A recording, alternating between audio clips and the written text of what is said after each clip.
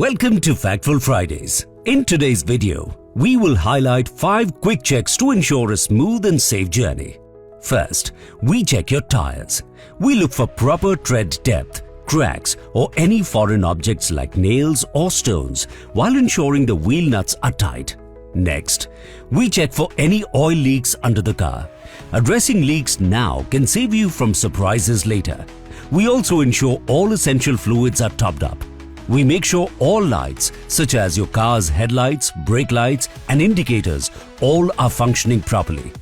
And we don't forget to test the horn.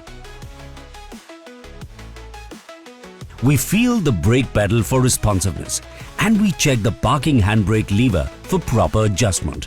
Finally, we check the dashboard warning lights. They should come on when the ignition is on and none should stay on while driving. Come on, let's go and give this road-ready car back to the family. And that's it. With these checks done, your car is ready to hit the road. Trust Maruti Suzuki service to give your ride the care it deserves. Want us to cover a specific topic?